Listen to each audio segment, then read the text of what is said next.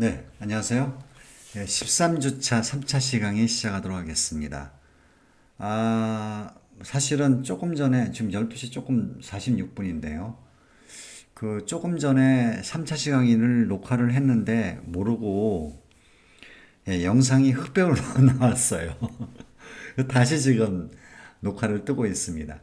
여러분이 13주차 그 프로그램을 이렇게 그 단톡방에 올려주셔가지고 요거를 제가 압축을 이렇게 풀었습니다. 풀었더니 프로젝트 파일까지 싹 다 그냥 압축을 했네요. 그래서 뭐 일단은 저 같은 경우에는 새로운 그 파일을 만들고요. 여기서 가져다 쓰겠습니다. 그래서 여기 기존의 항목을 이용해서 그죠? 기존의 항목을 이용해서 여기 와서 지금 헤드 파일이죠? 헤드 파일이니까 오버1을 추가를 하고 소스 파일에는 기존의 거를 해서 이거하고 그 다음에 프로젝트 여기를 하겠습니다. 약간 그 프로젝트 여기 프로젝트 파일이 지금 여기까지 2분 반에 여기까지 하다가 말았는데요. 1분 반에서는 여기 들어가지 못한 상황에서 끝났습니다. 그래서 이 부분을 조금 이렇게 다시 이렇게 설명을 다시 하도록 하겠습니다. 지우고요.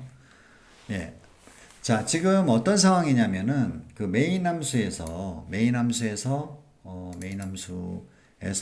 지금 begin thread ex로 해서 프로젝트라고 하는 함수를 호출하게 되고 얘는 파라미터로서 서버에 포인터를 넘겨줬습니다. 그죠? 그런 상황입니다. 그래서 이제 여기서 이제 우리가 해야 되는 일은 뭐냐면 우리가 맨날 그 패켓 샌드하고 리시브 할 때 어떻게 됐습니까? 항상 이벤트 객체를 여기서 끼워줬죠. 그죠? 그죠? 그래서 이 이벤트 객체가 시그널 상태로 됐는지 넌 시그널 상태로 됐는지 그죠? 이런 것들을 체크를 하는 건데 여기에 그 프로젝트에서 그래서 해야 될 게 뭐냐면 바로 WS의 wait for multiple 이벤트를 해야 됩니다. 그래서 WS의 wait for multiple 이벤트를 가지고 이벤트 객체들의 시그널 상태를 체크하긴 하는데 여기서 이제 우리가 return value가 WS wait for multiple 이벤트가 dword 타입으로 되어 있죠. 이렇게 그죠? 그래서 여기에 let1은 WSA wait for multiple event 한 다음에 그 개수를 물어보죠. 근데 개수는 우리가 지금 현재 알 길이 없습니다. 그런데 여기서 우리가 서버에 포인터를 넘겨줬기 때문에 이걸 가지고 우리가 서버의 포인터를 구할 수는 있겠죠. 그래서 lp 서버 써는 lp 서버의 arg 이렇게 할 수 있죠. 그죠? 그러면 이게 서버의 포인터니까 이걸 넘어오게 되죠. 그러면 여기가 바로 이제 숨통이 트이는데 여기가 바로 개수가 몇 개냐? 몇 개겠습니까? 서버의 NOC만큼이겠죠. 그죠? 클라이언트 개수만큼이겠죠. 그죠? 그런데 말이죠. 이게 결국은 그 우리가 그 클라이언트가 하나도 접속이 안 됐을 때도 얘가 돌아가잖아요. 그러면 이 서버의 NOC는 우리가 서버의 생성자에 의해서 NOC 값이 제로로 되어 있지 않습니까? 근데 이게 만약에 제로가 된다 그러면요. 마이크로소프트에 의하면은 이 WSA wait for multiple 이벤트가 어떤 행동을 할지 예측할 수가 없다고 합니다. 즉 다시 말해서 0은 쓰지 말란 얘기죠. 그렇다는 얘기는 최소한 한 개 정도의 그죠? 최소한 한 개 이상의 클라이언트가 접속할 때 실행되게 하기 위해서 어떻게 하냐면은 만약 서버의 NOC가 1보다 작게 되면 그죠? 그러면 여기 WS wait for multiple 이벤트를 실행하면 안 되겠죠. 그래서 이럴 때는 곧바로 뭐 컨티뉴 하셔도 되겠지만 그러면 어떻게 됩니까? 이거 계속 무한 반복할 거 아니에요. 그죠? 접속할 때 하기 전까지는 클라이언트가 하나라도 그죠? 그러면 어떻게 됩니까? 이게 계속 무한 반복으로 계속 돈다는 얘기는 CPU 사용량이 증가한다는 얘기죠. 그러니까 우리가 차라리 CPU 좀 쉬게 만들어야 되겠죠. 0.2초 정도 기다렸다가 다시 해라. 뭐 이런 겁니다. 그죠? 예, 이거를 뭐 1초로 뭐 해도 되고 2초로 해도 되고 뭐 그거는 뭐 서비스에 따라 다르겠습니다만. 그죠? 예. 그래서 이제 여기가 이제 최소 1개 이상의 클라이언트가 접속했을 때, 즉 NOC 값이 1 정도는 되어야지만이 어떻습니까? 예, 바로 여기를 실행할 수 있게 되었습니다. 그 다음에 이제 두 번째 파라미터가 뭐냐면 이게 그 이벤트 객체를 모아놓은 그 장소의 시작 주소 쓰게 되어 있습니다. 원래 배열 같은 거는 이게 모아 있는 게 벡터로 되어 있죠. EAR로 되어 있습니다. 그래서 원래 이렇게 쓰게 되면은 어떻습니까? 배열의 이름의 주소는 배열의 이름은 첫 번째 방의 주소랑 같잖아요. 근데 얘는 벡터이기 때문에 그게 되지 않습니다. 네, 여러 가지로 지금 저기 뭐 환경이 별로 안 좋네요. 지금 내가 마이크 볼륨도 많이 작게 해가지고 이때까지 잘 들렸는지 모르겠습니다. 자, 그래서 이럴 때는 어떻게 하냐면은 첫 번째 방에 주소 값을 이렇게 그냥 이런 식으로 써주셔야지만 벡터는 처리가 됩니다. 자, 그 다음에 세 번째가 뭐냐면은 wait all이냐 이거죠. 그래서 이거는 false를 해야겠죠. false를 해야지만이 이벤트 객체 중에 하나라도 시그널 상태가 되면은 빠져나오게끔. 그 다음에 타임아웃은 인피니티가 아닙니다. 인피니티를 하게 되면 어떤 일이 발생하냐면 예를 들어서 클라이언트 하나가 접속을 했습니다. 그럼 여기가 1이 되겠죠? 1이 되겠죠? 그런 다음에 얘가 이 클라이언트 1으로부터 수신이 안 되게 되면, 그러니까 얘가 놀고 있는 거예요. 그죠? 안 되게 되면 어떻습니까? 계속 무한정?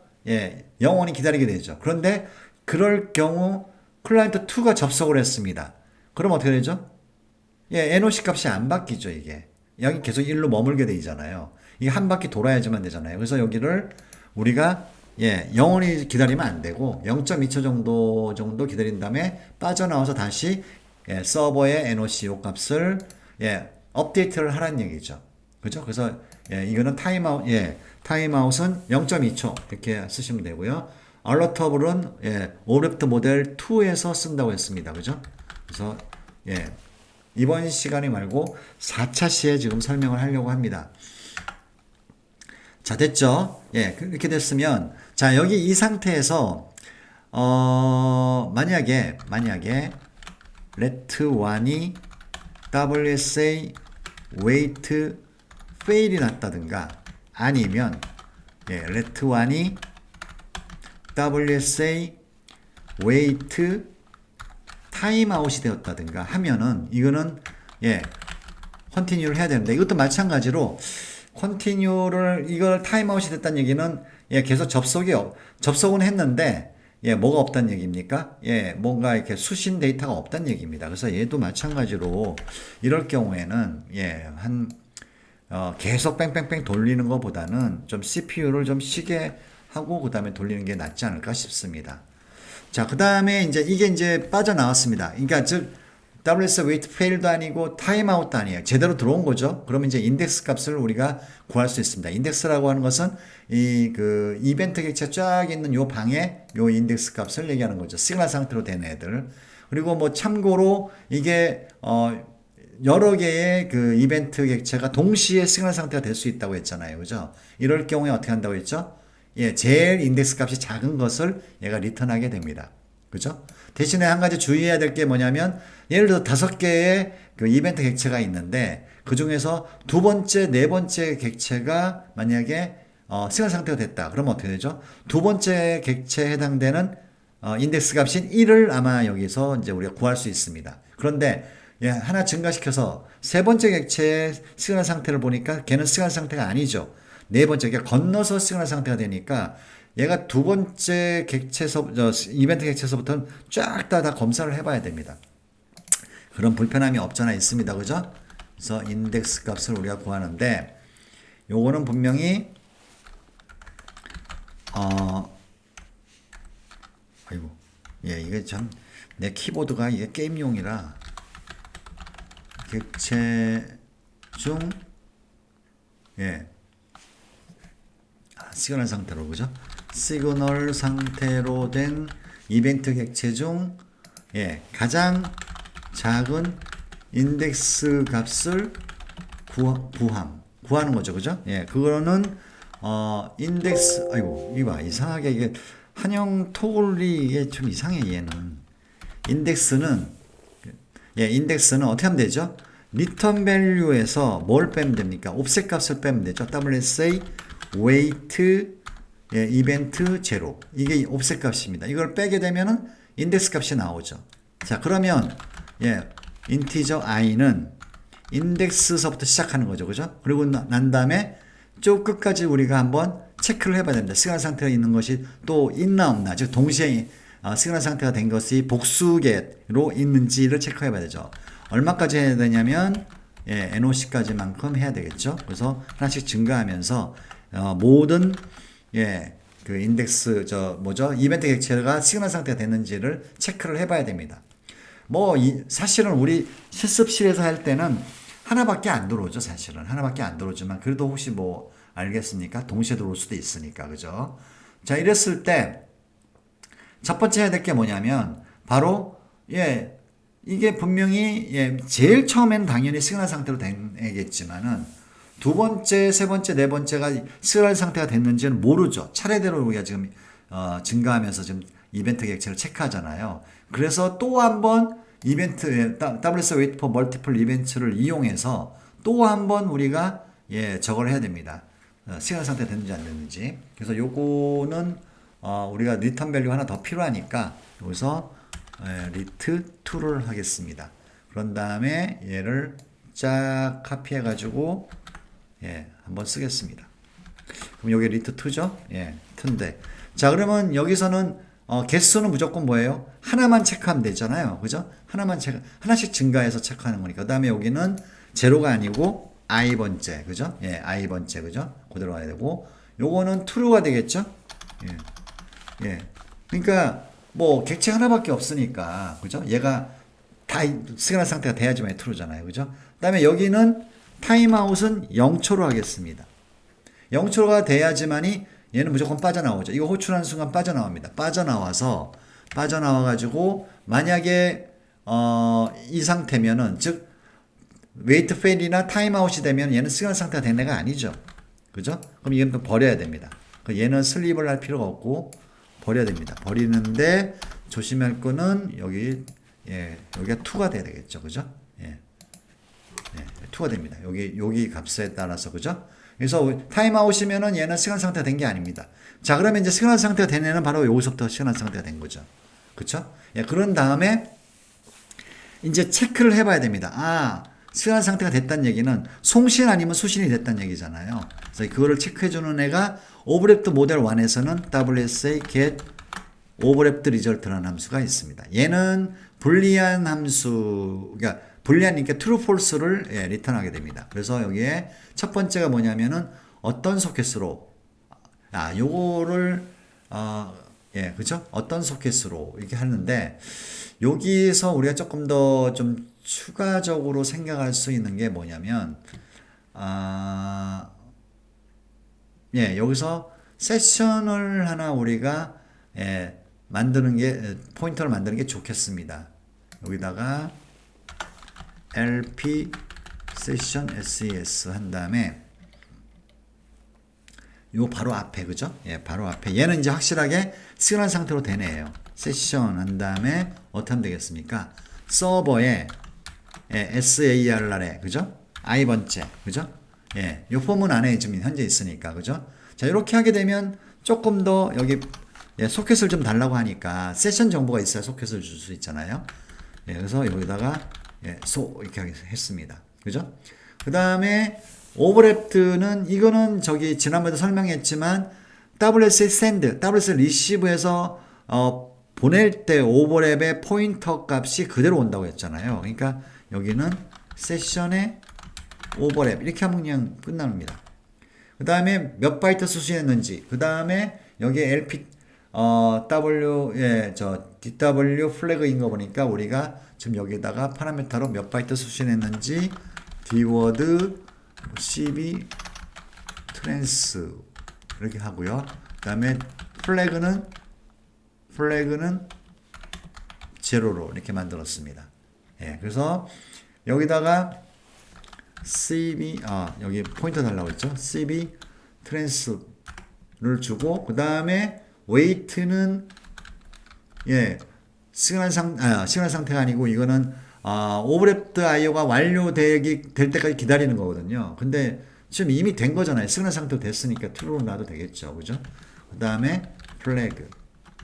그죠? 이렇게 됐습니다. 요게 지금 현재 WSGET 오버랩드 리절트인데 요게 만약에 false가 됐다는 얘기는 뭐냐면요. 이거는 우리 RST 시그널 알죠? 그러니까 abnormal closing case입니다. 그죠?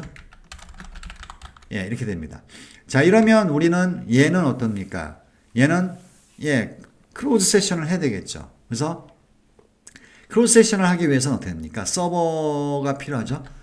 서버에 클로즈 세션을 합니다. 그런 다음에 얘는 세션 정보가 필요하니까 세션 이렇게 하게 되면 되죠. 그쵸? 이렇게 하면 하나가 처리됐습니다. 그죠? continue를 하시면 되겠죠. 그죠? 처리됐습니다. 만약에 이것이 false를 내가 좀 잘못 썼네요. false. 그쵸? 근데 만약에 이 문장이 true면, 그러니까 다시 말해서 얘가 true면 제대로 송수신 한 거잖아요. 그죠? 그러면 이제 얘는 정상적인 송수신 처리하는 부분을 만나게 됩니다. 이제 정상적으로 이제 수신한 거죠. 그러면 우리가 이때까지 힘들여서 핸들러라고 하는 펑션 포인터를 우리가 만들었잖아요. 그죠? 이용했잖아요. 그래서 생각나시는지 모르겠지만 util.cpp를 보시게 되면 패켓 리시브 할 때는 핸들 포인터를 뭘로 했어요? 리드 프로세스. 그 다음에 패켓 샌드에서는 어떻게 했죠? write 프로세스. 그래서 리드 프로세스에서는 우리가 정상적으로 수신할 때 한 그런 어떤 처리를 했고요. write는 패켓 리시브로 바로 그냥 대체됐습니다. 자, 요거를 우리가 이제 했으니까 이제 요거는 이제 핸들러를 우리가 이용해서 함수를 호출하는 건데 일반적인 핸들러를 이용해서 함수 호출하는 거하고 클래스 내부의 함수를 호출하는 거하고 좀 다릅니다. 클래스 내부는 여기 같은 경우에는요. 세션이라는 게 얘가 이제 포인터잖아요. 그러니까 화살표입니다. 그죠? 화살표, 그 다음에 이렇게 한 다음에 여기에 그 핸들러. 지금은 이렇게 하자는 뜻은 아니고요. 아무튼 이런 포맷이라고요. 이런 포맷으로 또 한글로 바꿨나 또 이상하네. 이런 형식으로 함수를 호출합니다. 근데 일반적인 경우에는 그렇지 않습니다. 일반적인 경우에는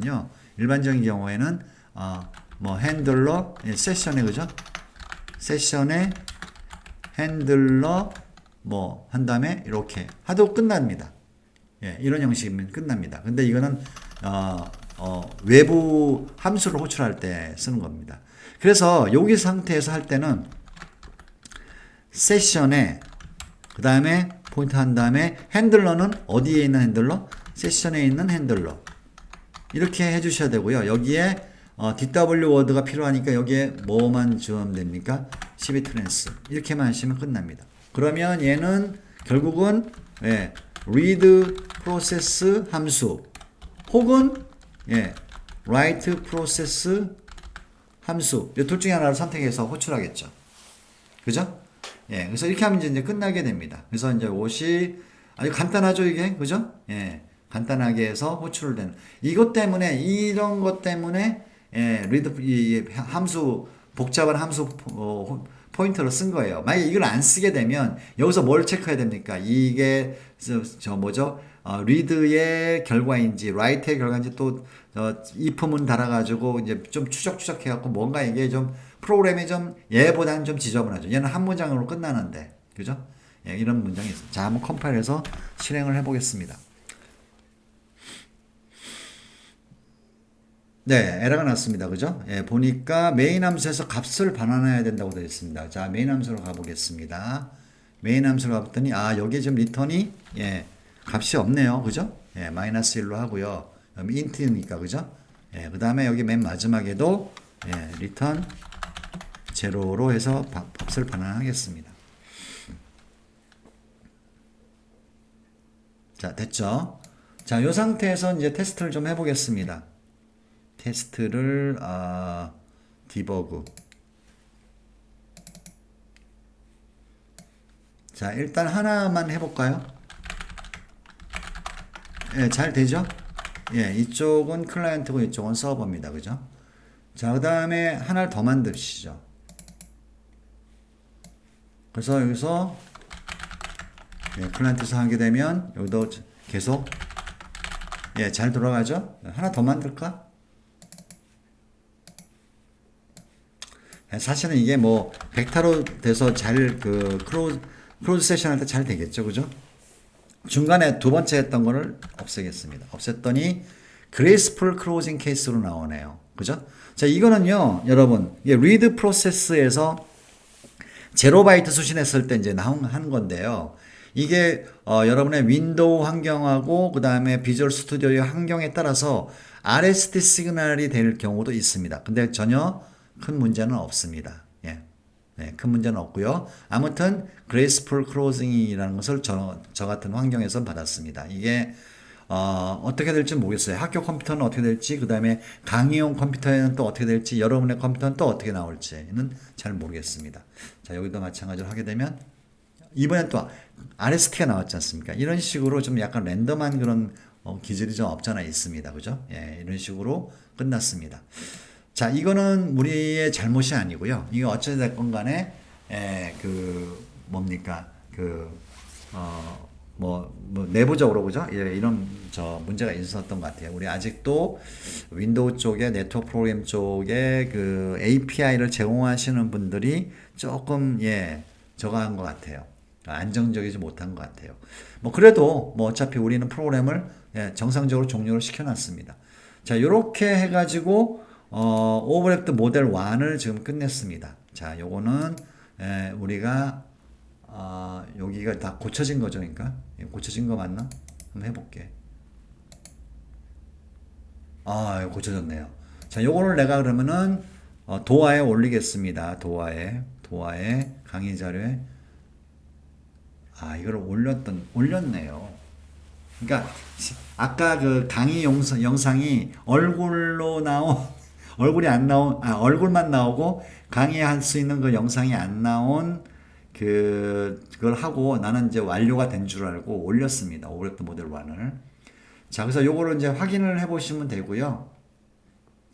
저는 뭐 이렇게 되었다고 한다면, 예, 그러면 이제 우리가, 오브젝트 모델 2로 넘어가겠습니다. 오브젝트 모델 2는요, 지금 하는 거하고 좀 다릅니다. 예, 지금 좀 달라요. 그래서 얘는 그러니까 우리 핸들러 같은 펑션 포인터가 필요 없습니다. 그러니까 이게 그 프로액터, 우리 프로액터 있잖아요, 그죠? 예, 프로액터가 있고 메인 스레드가 있었잖아요. 아까 같은 경우에 메인 스레드가 뭐였어요? 예, 패켓 리시브 했었죠, 그죠? 예, 그러니까 accept 지나고 난 다음에 그 다음에 add session 한 다음에 패켓 리시브 함수를 호출했는데 메인에서요, 그죠? 지금은 이거를 여기서 하면 안 됩니다. 이유는요, 이거 이제 오브젝트 모델 2는 이런 뜻입니다. 내가 예, 비동기 입출력을 시작합니다. 시작했다는 얘기는 뭐 예를 들어서 WSA 리시브를 시작했다는 얘기겠죠, 그죠? 예, 그러면 이제 완료가 안 됐죠. 여기는 리턴 됐지만, 그죠? 완료가 안 됐습니다. 완료가 안 되고 윈도우에서 완료가 됐어. 드디어 수신이 됐다는 얘기겠죠. 그죠? 그러면 얘가 APCQ라고 하는 하나의 이 비동기 입출력을 호출한 스레드가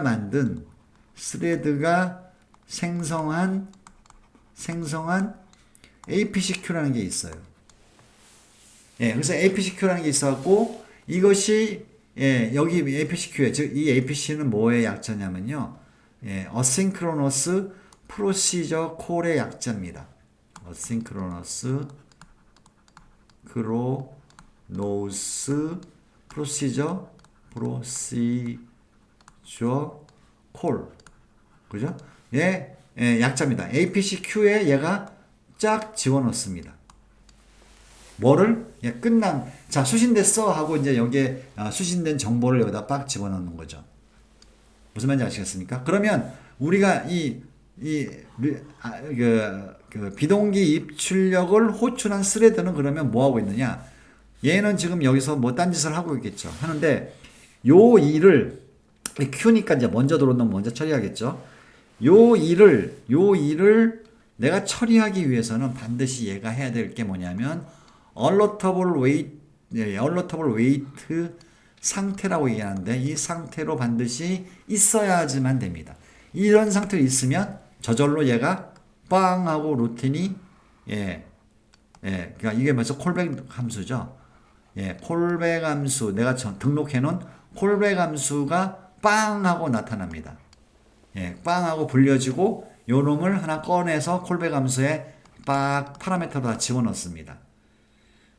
그러니까 다시 말해서 뭐 이런 얘기예요. 그러니까 스레드는 딴짓을 하고 있는데 딴짓을 막 하고 있다가 비동기 입출력이 끝났습니다. 그러면 여기는 물론 스레드의 영역이에요. 스레드의 내부 Q입니다. 내부 안에 있는 Q예요. 이게 APC Q가 스레드 하나당 하나씩 있어요. 근데 여기다가 윈도우가 어떻게 한다고요? 네가 불렀지? 자네가 그 WS 리시브 호출한 거지? 완료됐어 하고 이제 인포메이션을 딱 주는 거죠. 여기다가. 요거는 우리 유저는 아직 몰라요. 그죠? 우리 유저라는 건 프로그래머죠. 몰라요. 근데 우리 프로그래머가 이제 이거 끄집어내서 하나 처리하겠다고 싶으면 이 스레드를 alertable wait 상태로 만들어야 됩니다. 이 상태로 만들어야 돼. 이 상태로 만드는 거는 어떤 함수를 호출하면 돼요.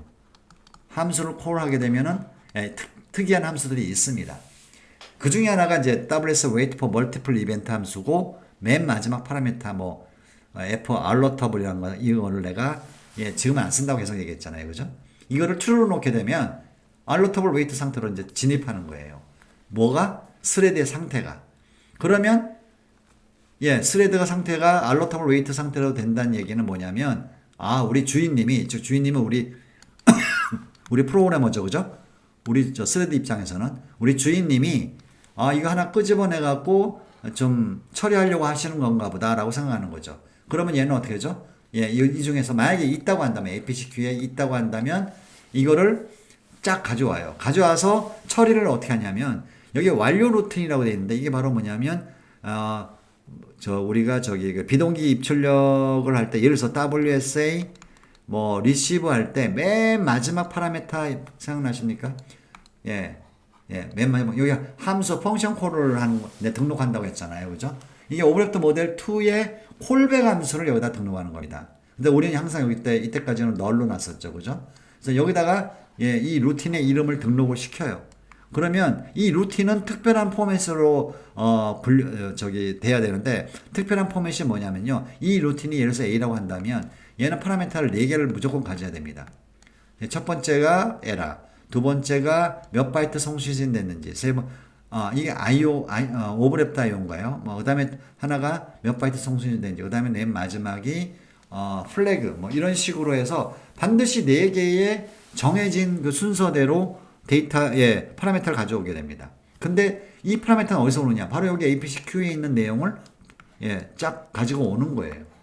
그러면 이제 이 완료 루틴을 우리가 처리를 하면은 예를 들어서 이게 수신 같으면은 WS 리시브 함수의 맨 마지막에 A라는 함수를 등록시켰다 그러면 A라는 함수는 당연히 수신의 결과죠. 그죠? 그래서 수신 결과에서 처리를 하죠. 처리가 끝나면 이제 다시 이제 예를 들어서 또 내가 처리하고 싶다 할 땐 또 얘는 스레드는 alertable wait 상태로 진입합니다. 근데 이게 처리가 완료가 되면 alertable wait 상태에서 탈출하게 돼요. 자동으로.